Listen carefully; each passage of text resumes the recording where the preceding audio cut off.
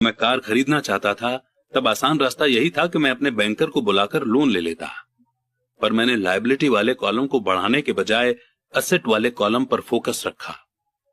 अब तो मुझे आदत पड़ चुकी है कि मैं अपने खर्च की इच्छा से इंस्पायर होता हूं कि किस तरह उसके लिए एक्स्ट्रा पैसे जुटा सकूं। आजकल अक्सर हम अपनी मनचाही चीजों को खरीदने के लिए लोन लेने पर फोकस करते हैं और पैसा बनाने पर ध्यान नहीं लगाते। ये रास्ता कुछ समय के लिए तो आसान है, पर लंबे समय में ये बहुत मुश्किल साबित होता है। ये एक ऐसी बुरी आदत है जो हम में इंसानों के रूप में और देश के रूप में भी है। याद रखें कि आसान रास्ते अक्सर मुश्किल बन जाते हैं और मुश्किल रास्ते अक्सर आसान बन जाते हैं। जितनी जल्दी आप खुद को और अपने करीबी लोगों को पैसे के रूलर के रूप में ट्रेन कर लेंगे, उतना ही आपके लिए बेहतर होगा। पैसा बहुत बड़ी ताकत है। दुर्भाग्य से लोग पैसे की ताकत को अपने खिलाफ इस्तेमाल करते हैं। अगर आप में पैसे की समझ कम है तो पैसा आपके ऊपर राज करेगा। ये आपसे ज्यादा स्मार्ट होगा। अगर पैसा आपसे ज्यादा स्मार्ट बन जाएगा तो आप इसके लिए जिंदगी भर काम करते रहेंगे। पैसे के ऊपर राज करने के लिए आपको इससे ज्यादा स्मार्ट बनना होगा। फिर पैसा वही करेगा जो आप इससे कहेंगे। यह आपकी आज्ञा का पालन करेगा। इसके गुलाम होने के बजाय आप इसके मालिक होंगे। यही फाइनेंशियल समझदारी है। नंबर 9, हीरो की जरूरत। मिथक यानी कि झूठी बात की ताकत। जब मैं छोटा था तब मैं विली मेज, हैक आयरन और योगी बेरा का बहुत बड़ा फैन था। वे मेरे आदर्श थे। लिटिल लीग खेल रहे बच्चे के रूप में मैं उनकी तरह होना चाहता था। मैंने उनके बेसबॉल कार्ड भी संभाल कर रखे थे। मैं उनके बारे में सब कुछ जान लेना चाहता था।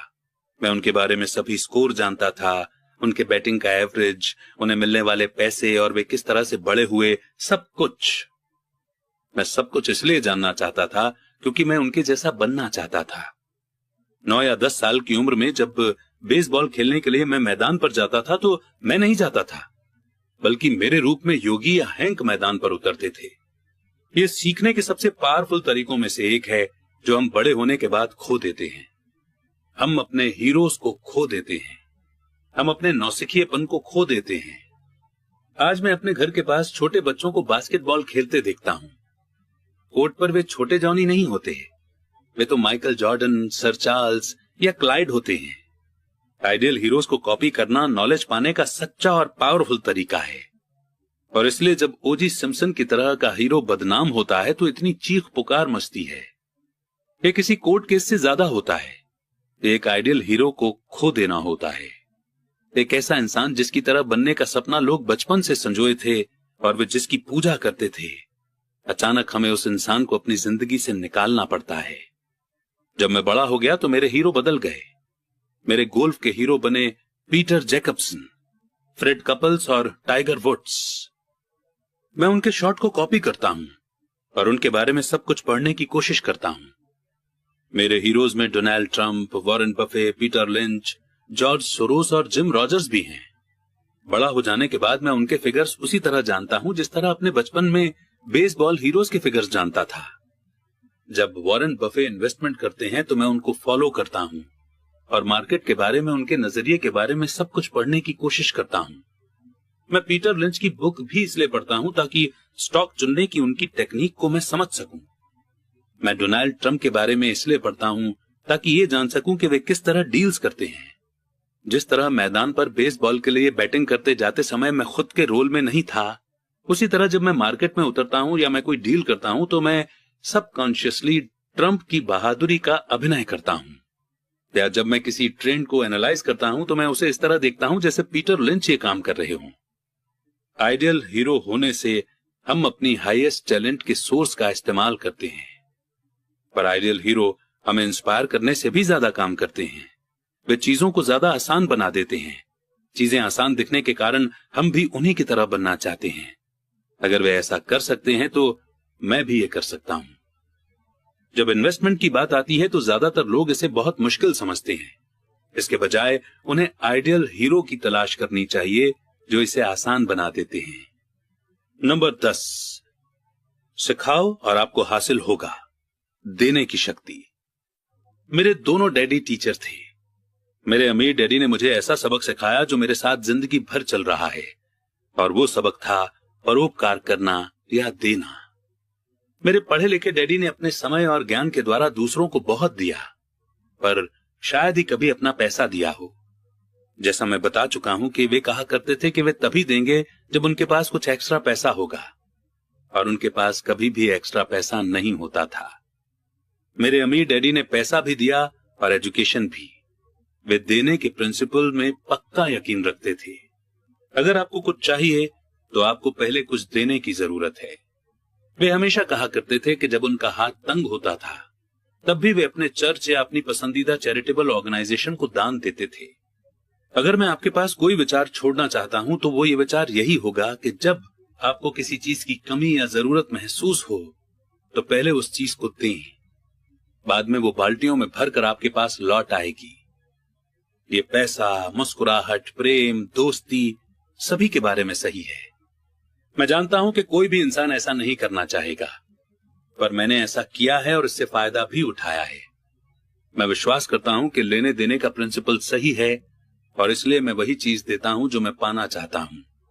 मुझे पैसा चाहिए इसलिए मैं पैसा देता हूं और ये कई गुना होकर मेरे पास वापस आ जाता है। मैं सेल्स बढ़ाना चाहता हूं इसलिए मैं किसी और आदमी की कोई चीज बेचने में मदद कर देता हूं और मेरी सेल्स बढ़ जाती है। अगर मैं अपने कॉन्टैक्ट्स बढ़ाना चाहता हूं और मैं किसी और के कॉन्टैक्ट बढ़ाने में मदद कर देता हूं और जादू की तरह मेरे भी कॉन्टैक्ट बढ़ जाते हैं। मैंने सालों पहले एक कहावत सुनी थी, भगवान को कुछ नहीं चाहिए पर इंसान को देना चाहिए।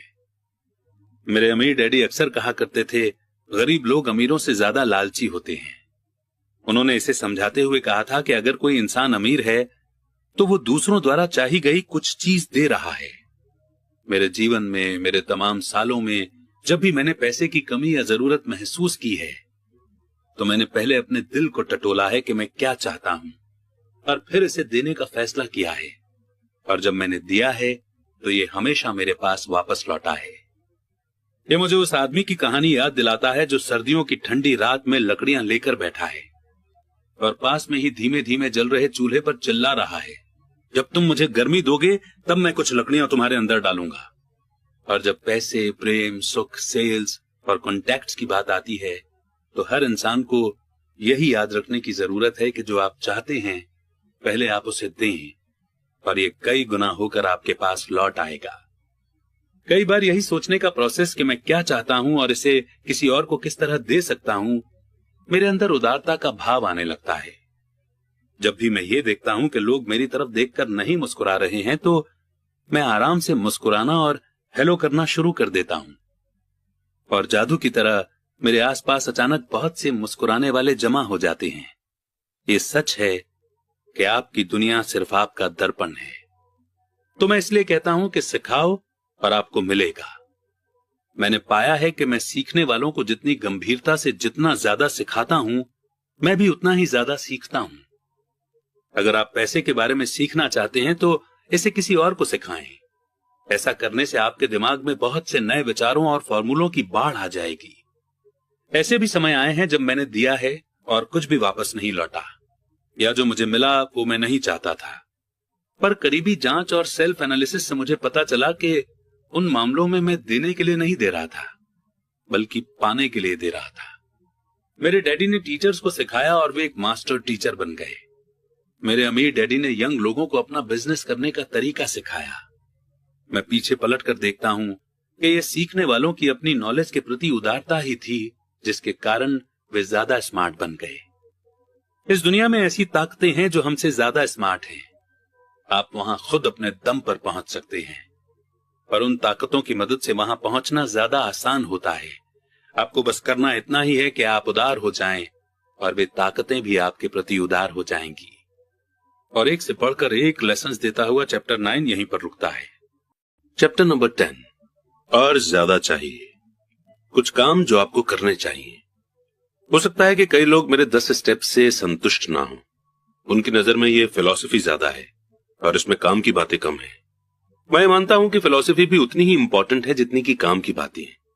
ऐसे कई लोग हैं जो सोचने के बजाय करना चाहते हैं, और ऐसे लोग भी हैं जो सोचते हैं पर करते कुछ नहीं है। मैं यही कहूंगा कि मैं दोनों तरह के लोगों का कॉम्बिनेशन हूं। मैं नए विचारों को पसंद करता हूं और मैं काम करना भी पसंद करता हूं। तो उन लोगों के लिए जो किस तरह शुरू करें के बारे में कुछ बातें जानना चाहते हैं, मैं शॉर्ट में कुछ ऐसी बातें बताऊंगा जो मैं करता हूं। आप जो कर रहे हैं वो करना बंद कर दें। दूसरे शब्दों में, छुट्टी लें और ये असेस करें कि कौन सी चीज काम आ रही है और कौन सी चीज काम नहीं आ रही है। पागलपन की डेफिनेशन यही है कि आप वही चीज करते चले जाएं और अलग रिजल्ट की उम्मीद करें। जो कामयाब नहीं हो रहा है वो करना बंद कर दें और कुछ नया करने की खोज करें। नए आइडियाज की तलाश करें। नए इन्वेस्टमेंट के विचारों के लिए मैं किताबों की दुकान में जाता हूं और अलग अलग और अनूठे सब्जेक्ट्स पर किताबें ढूंढता हूं। मैं उन्हें फॉर्मूलों का नाम देता हूं। मैं कैसे करे किताबें उस फॉर्मूले के लिए खरीदता हूं जिसके बारे में मैं कुछ भी नहीं जानता।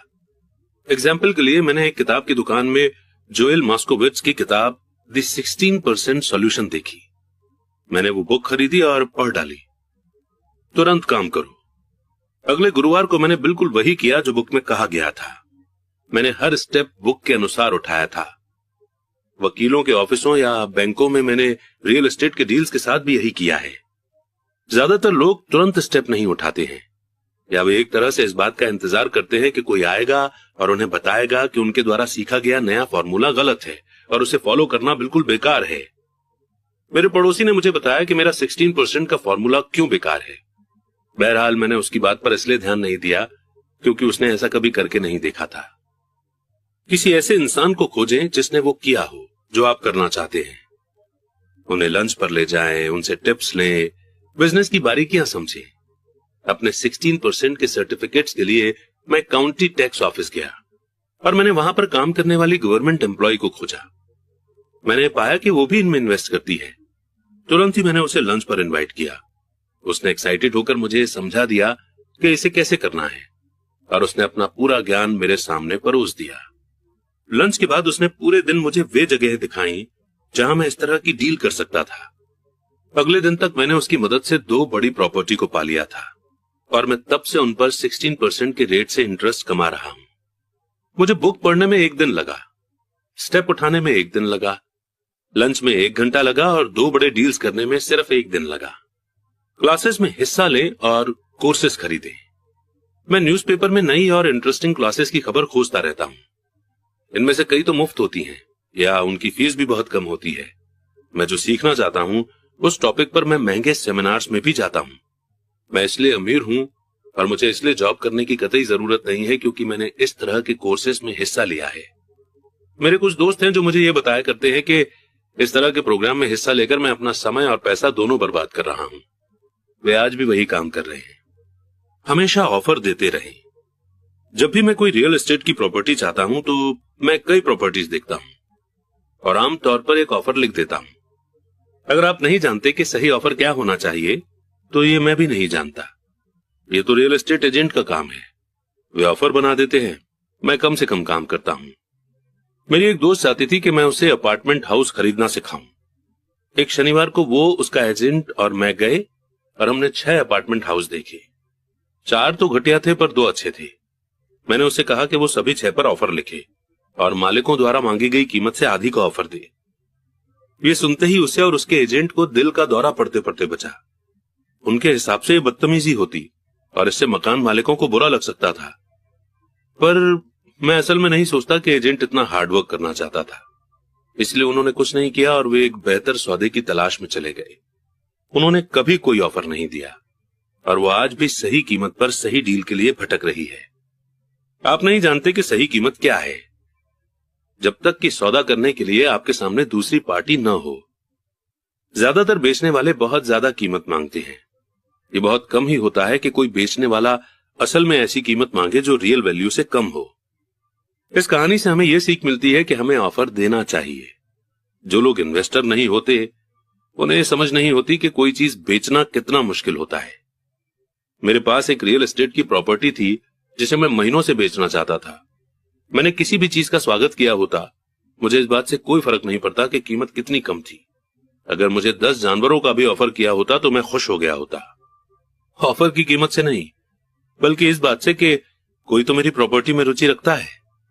इसके जवाब में मैं पूरे के पूरे जानवर के फार्म को हासिल करने की कोशिश करता। तो ये खेल इस तरह से खेला जाता है।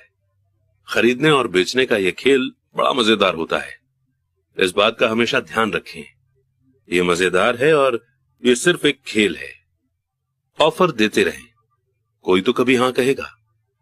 और मैं हमेशा अपने ऑफर के बचाव के लिए एक लाइन डाल देता हूं। रियल एस्टेट में मैं हमेशा अपने ऑफर में लिखता हूं कि बिजनेस पार्टनर की सहमति के बाद ही यह समझौता फाइनल माना जाएगा। मैं ये कभी नहीं बताता कि मेरा बिजनेस पार्टनर कौन है। ज्यादातर लोग ये नहीं जानते कि मेरी बिजनेस पार्टनर मेरी बिल्ली है। अगर वे ऑफर को मान लेते हैं और मैं सौदा नहीं करना चाहता तो मैं घर फोन लगाता हूं और अपनी बिल्ली से बात कर लेता हूं। मैं ये अजीबोगरीब किस्सा इसलिए बता रहा हूं ताकि आप ये जान सकें कि ये खेल कितना आसान है। ज्यादातर लोग चीजों को बहुत ज्यादा कॉम्प्लेक्स बना देते हैं और उन्हें काफी गंभीरता से लेते हैं। एक अच्छा सौदा खोजना या सही बिजनेस ढूंढना, सही लोग या सही इन्वेस्टर ढूंढना दरअसल डेटिंग की तरह ही है। आपको मार्केट में जाना होता है और बहुत से लोगों से बात करनी होती है और बहुत से ऑफर देने होते हैं। कई ऑफरों का जवाब देना होता है, चर्चा करनी होती है, एक्सेप्ट या रिजेक्ट करना होता है। मैं जानता हूं कि ऐसे भी कई अकेले लोग होते हैं जो घर पर बैठकर फोन की घंटी बजने का इंतजार करते रहते हैं। पर जब तक आप सिंडी क्रॉफर्ड या टॉम क्रूज नहीं हो, मैं सोचता हूं कि आपके लिए बेहतर तो यही होगा कि आप मार्केट में जाएं, चाहे सुपरमार्केट में ही चले जाएं, खोजें, ऑफर दें, रिजेक्ट करें, बार्गेनिंग करें और एक्सेप्ट करें। यह जिंदगी में हर चीज के बारे में रिपीट किया जाने वाला प्रोसेस है। महीने में एक बार किसी फिक्स जगह से 10 मिनट तक जॉगिंग करते हुए या टहलते हुए या गाड़ी चलाते हुए निकले। मैंने अपने कुछ बेहतरीन रियल एस्टेट इन्वेस्टमेंट तो जॉगिंग करते समय ही खोजे हैं। मैं 1 साल तक किसी भी फिक्स दायरे में जॉगिंग करता था। मैं बदलाव को देखता रहता था। किसी भी डील में फायदे के लिए 2 एलिमेंट का होना जरूरी है, एक तो डील और दूसरा बदलाव। हालांकि सौदे तो बहुत से होते हैं, पर बदलाव को भांप लेने से सौदा एक फायदेमंद मौके में बदल जाता है।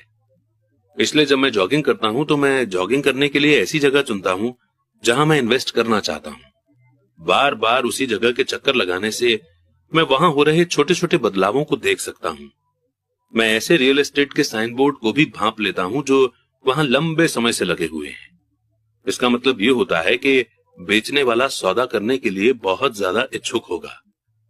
मैं जाते हुए ट्रकों को भी देखता रहता हूं और आते हुए ट्रकों पर भी नजर लगाए रहता हूं। मैं रुककर ड्राइवरों से बात करता हूं। मैं पोस्टमैन से भी बात करता हूं। उन्हें अपने इलाके के बारे में गजब की जानकारी होती है।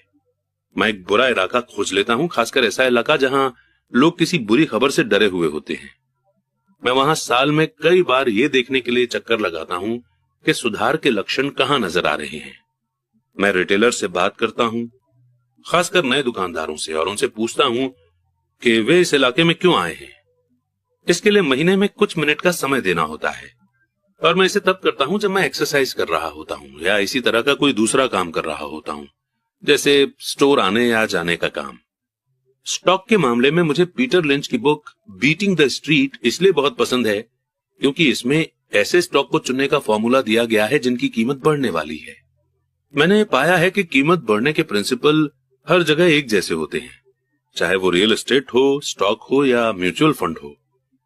नया पालतू कुत्ता हो, नया घर हो, नया जीवन साथी हो या लॉन्ड्री के डिटर्जेंट पर बार्गेनिंग हो, प्रोसेस लगभग वही रहता है। आपको यह जानने की जरूरत होती है कि आप किसकी तलाश कर रहे हैं और इसके बाद आपको उसे तलाशना होता है। कस्टमर हमेशा गरीब क्यों रहेंगे? जब सुपरमार्केट में कोई सेल लगती है, जैसे टॉयलेट पेपर की, तो कस्टमर दौड़कर स्टॉक इकट्ठा कर लेते हैं। जब स्टॉक मार्केट में सेल लगती है, जिसे आमतौर पर क्रैश या उतार या सुधार कहा जाता है, तो कस्टमर इससे दूर भाग जाते हैं। जब सुपरमार्केट अपनी कीमतें बढ़ा देता है तो कस्टमर कहीं और जाकर खरीदारी करते हैं। जब स्टॉक मार्केट अपनी कीमतें बढ़ा देता है तो कस्टमर खरीदना शुरू कर देते हैं। सही जगहों पर खोजें। मेरे पड़ोसी ने कॉन्डोमिनियम यानी कि रियल एस्टेट $1 लाख में खरीदा। मैंने उसके बगल में वैसा ही कॉन्डोमिनियम $50,000 में खरीदा। उसने मुझे बताया कि वो कीमतों के बढ़ने का इंतजार कर रहा है। मैंने उससे कहा कि फायदा खरीदते समय होता है, न कि बेचते समय। उसने एक ऐसे रियल एस्टेट ब्रोकर को चुना था जिसकी खुद की कोई प्रॉपर्टी नहीं थी। मैंने एक बैंक के फोरक्लोजर डिपार्टमेंट की मदद ली थी। मैंने एक क्लास में $500 की फीस देकर यह सीखा था कि ऐसा कैसे किया जा सकता है। मेरे पड़ोसी का विचार था कि रियल एस्टेट के इन्वेस्टमेंट की क्लास के लिए $500 की फीस बहुत महंगी थी। उसने कहा कि उसके पास न तो इतने पैसे हैं और ना ही समय, इसलिए अब वो कीमत बढ़ने का इंतजार कर रहा है। मैं पहले तो उन लोगों की तलाश करता हूं जो खरीदना चाहते हैं, फिर मैं उस आदमी को ढूंढता हूं जो बेचना चाहता है। मेरा एक दोस्त एक जगह प्लॉट ढूंढ रहा था। उसके पास पैसा था पर समय नहीं था। मैंने भी ढूंढना शुरू किया और मुझे अपने दोस्त की जरूरत से बड़ा जमीन का टुकड़ा मिल गया। मैंने इसे एक ऑप्शन के साथ जोड़ दिया। अपने दोस्त को फोन किया और उसे इसका ऑफर दिया। उसे जमीन का छोटा टुकड़ा चाहिए था, इसलिए मैंने उसकी जरूरत का टुकड़ा उसे बेच दिया और जरूरत खरीद ली। जमीन का बाकी बचा टुकड़ा मैंने मुफ्त ही अपने पास रख लिया।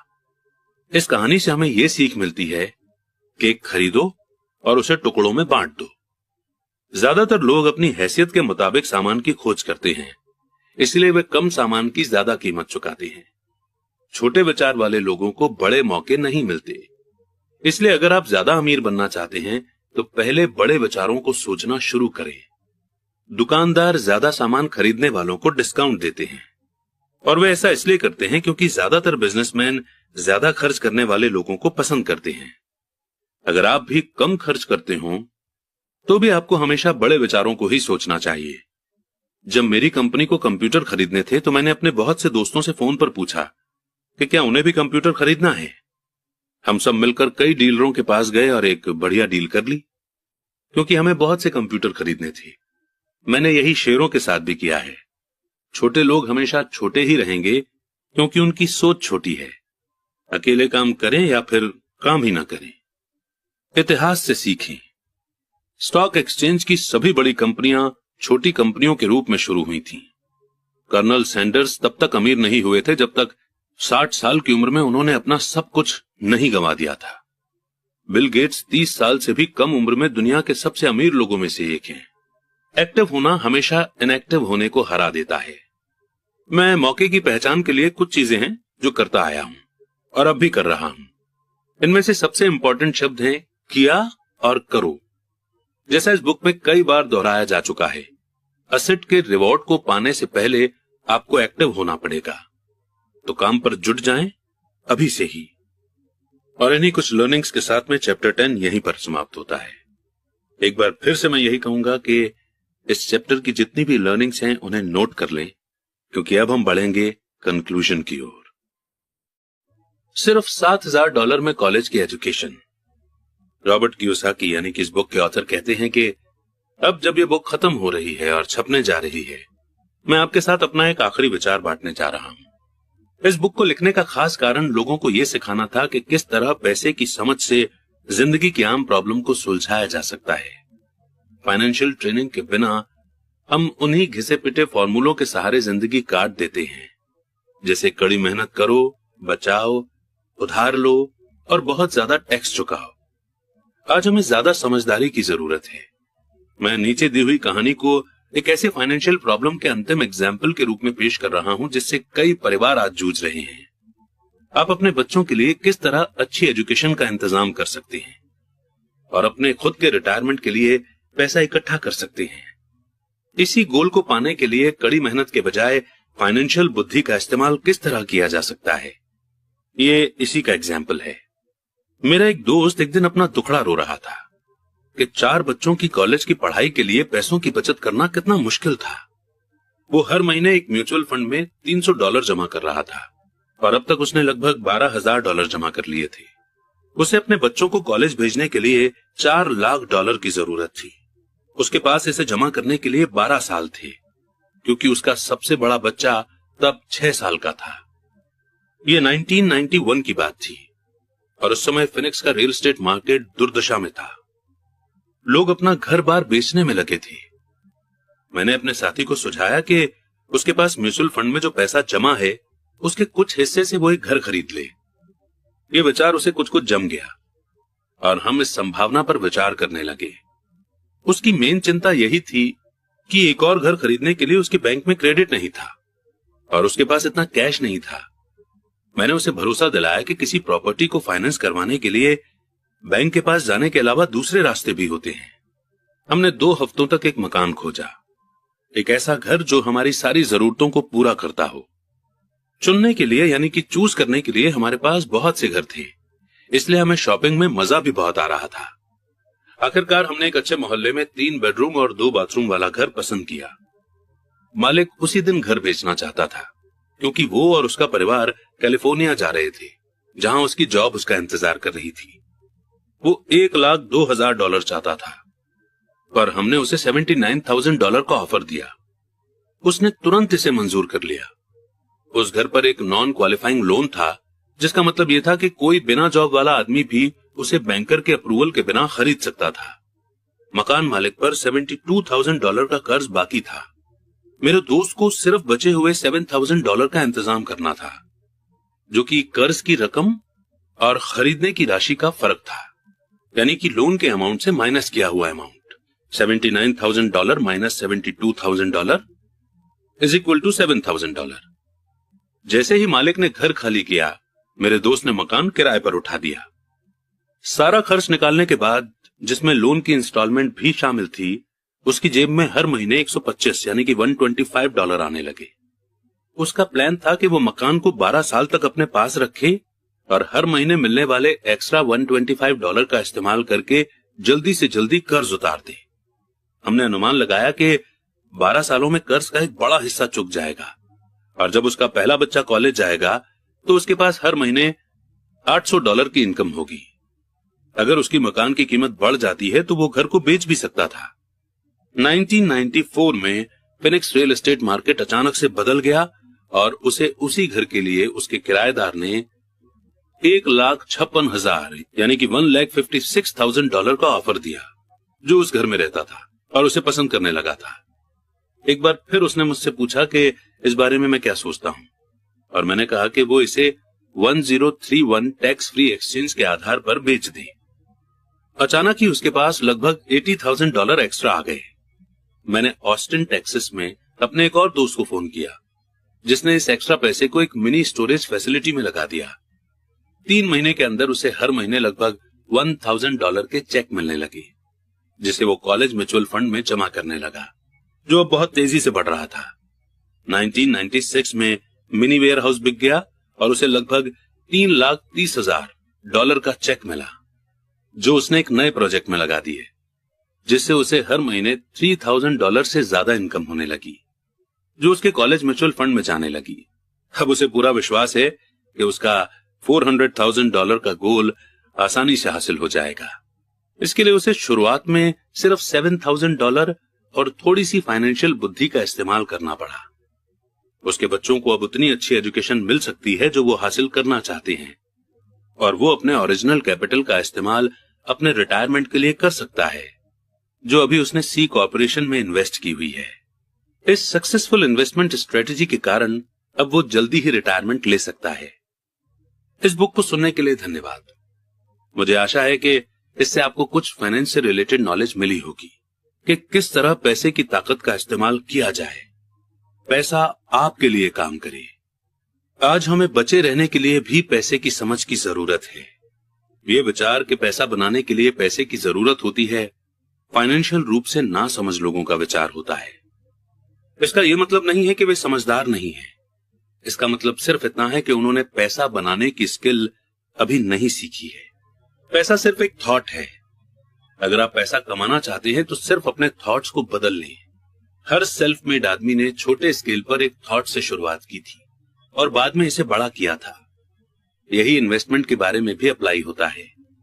शुरू करने के लिए सिर्फ कुछ डॉलर ही काफी हैं और बाद में इनसे बड़ी रकम बनाई जा सकती है। मैं ऐसे बहुत से लोगों से मिला हूं जो जिंदगी भर किसी बड़ी डील के पीछे भागते रहते हैं या बड़ी डील के लिए बहुत सा पैसा जुटाते रहते हैं, पर मेरी नजर में यह मूर्खता है। ज्यादातर मैंने नासमझ इन्वेस्टर्स को अपना बड़ा अंडा एक ही कॉन्ट्रैक्ट में लगाते हुए और इस कारण उन्हें तेजी से बर्बाद होते हुए देखा है। वे अच्छे काम करने वाले हो सकते हैं, वे अच्छे सिटीजन हो सकते हैं, पर वे अच्छे इन्वेस्टर नहीं थे। पैसे के बारे में एजुकेशन और बुद्धि इंपॉर्टेंट है। जल्दी शुरुआत करें, कोई बुक खरीदें, किसी सेमिनार में जाएं, प्रैक्टिस करें, छोटी शुरुआत करें। मैंने 6 साल से भी ज्यादा कम समय में $5,000 को $10,00,000 की प्रॉपर्टी में बदला है, जिससे हर महीने $5,000 यानी कि $5,000 का कैश फ्लो आता है। पर मैंने ये बचपन से सीखा है। मैं आपको सीखने के लिए इसलिए एनकरेज करता हूं क्योंकि ये इतना मुश्किल नहीं है। दरअसल एक बार आपको इसकी लत पड़ जाए तो आपके लिए ये आसान हो जाएगा। मैं समझता हूं कि मैंने अपना मैसेज बहुत क्लियर तरीके से पहुंचा दिया है। आपके हाथ में क्या है, इस बात का फैसला इस बात से होता है कि आपके दिमाग में क्या है। पैसा सिर्फ एक थॉट है। एक बहुत बढ़िया बुक है थिंक एंड ग्रो रिच। इसका टाइटल ये नहीं है कि कड़ी मेहनत कीजिए और अमीर बनिए। ये सीखें कि किस तरह आप पैसे से अपने लिए कड़ी मेहनत करवा सकते हैं और आपकी जिंदगी किस तरह ज्यादा आसान और सुखद हो सकती है। आज इस बात की जरूरत है कि आप सेफ गेम खेलने के बजाय स्मार्ट बने और अपनी बुद्धि का इस्तेमाल करें। रॉबर्ट कियोसाकी का एक एजुकेशनल कमर्शियल। 3 तरह की इनकम। अकाउंटिंग की दुनिया में 3 अलग अलग तरह की इनकम होती है। एक अर्न्ड इनकम, दूसरा पैसिव इनकम और तीसरा पोर्टफोलियो इनकम। जब मेरे असली डैडी ने मुझसे कहा था स्कूल जाओ, अच्छे नंबर लाओ और एक सिक्योर जॉब खोजो, तो वे मुझे यह सुझाव दे रहे थे कि मैं अर्न्ड इनकम के लिए काम करूं। जब मेरे अमीर डैडी ने कहा अमीर लोग पैसे के लिए काम नहीं करते, वे पैसे से अपने लिए काम करवाते हैं, तो वे पैसिव इनकम और पोर्टफोलियो इनकम के बारे में बात कर रहे थे। ज्यादातर मामलों में पैसिव इनकम रियल एस्टेट के इन्वेस्टमेंट से हासिल होती है। पोर्टफोलियो इनकम पेपर एसेट से मिलती है। पेपर एसेट्स यानी कि स्टॉक, बॉन्ड और म्यूचुअल फंड। पोर्टफोलियो इनकम वो इनकम है जिससे बिल गेट्स दुनिया के सबसे अमीर आदमी बन गए। वे अर्न्ड इनकम के द्वारा अमीर नहीं बने। अमीर डैडी कहा करते थे अमीर बनने की चाबी है अर्न्ड इनकम को पैसिव इनकम और पोर्टफोलियो इनकम में जितनी जल्दी संभव हो सके बदलने की काबिलियत। वे कहते थे अर्न्ड इनकम पर टैक्स सबसे ज्यादा लगता है, सबसे कम टैक्स पैसिव इनकम पर लगता है। एक और कारण है कि आप अपने पैसे से अपने लिए कड़ी मेहनत करवाएं। गवर्नमेंट उस इनकम पर ज्यादा टैक्स लगाती है जिसके लिए आप कड़ी मेहनत करते हैं और उस इनकम पर कम टैक्स लगाती है जिसके लिए आपका पैसा कड़ी मेहनत करता है। अमीर डैडी कहा करते थे सच्चा इन्वेस्टर सिर्फ यही करता है कि वो अपनी अर्न्ड इनकम को पैसिव और पोर्टफोलियो इनकम में बदल ले। अगर आप ये जानते हैं कि आप क्या कर रहे हैं तो इन्वेस्ट करना रिस्की नहीं है। ये सिर्फ कॉमन सेंस की बात है। फाइनेंशियल आजादी की चाबी। फाइनेंशियल आजादी और ढेर सारी दौलत की चाबी है किसी इंसान की अपनी अर्न्ड इनकम को पैसिव इनकम और पोर्टफोलियो इनकम में बदलने की स्किल या काबिलियत। यही वो स्किल है जिसे माइक और मुझे सिखाने में मेरे अमीर डैडी ने इतना ज्यादा समय लगाया। उस एबिलिटी के कारण ही आज मेरी पत्नी किम और मैं फाइनेंशियल रूप से आजाद हैं और हमें काम करने की कोई जरूरत नहीं है। हम सिर्फ इसलिए काम करते हैं क्योंकि हमें काम करना अच्छा लगता है। आज हम एक रियल एस्टेट इन्वेस्टमेंट कंपनी के मालिक हैं जिससे हमें पैसिव इनकम मिलती है और हम पोर्टफोलियो इनकम के लिए शेयर मार्केट में आईपीओ या पर्सनल रूप से भाग लेते हैं।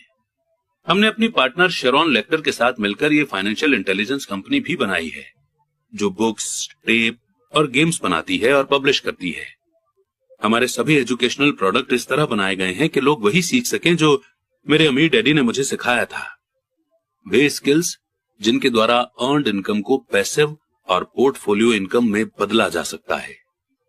मेरे अमीर डैडी कहा करते थे एक सच्चा इन्वेस्टर ऊपर जाने वाली मार्केट और नीचे आने वाली मार्केट दोनों में ही पैसे कमा सकता है। उनके ज्यादा पैसे कमाने के कारणों में एक ये होता है कि उनमें ज्यादा कॉन्फिडेंस होता है। अमीर डैडी कहा करते थे उनमें ज्यादा कॉन्फिडेंस इसलिए होता है क्योंकि उन्हें हारने का डर कम होता है। दूसरे शब्दों में एवरेज इन्वेस्टर उतना ज्यादा पैसा इसलिए नहीं कमा पाता क्योंकि उसे पैसा गंवाने का डर होता है। और इसी मोड़ पर बिल्कुल प्रैक्टिकल नॉलेज देती हुई ये बुक यहीं पर समाप्त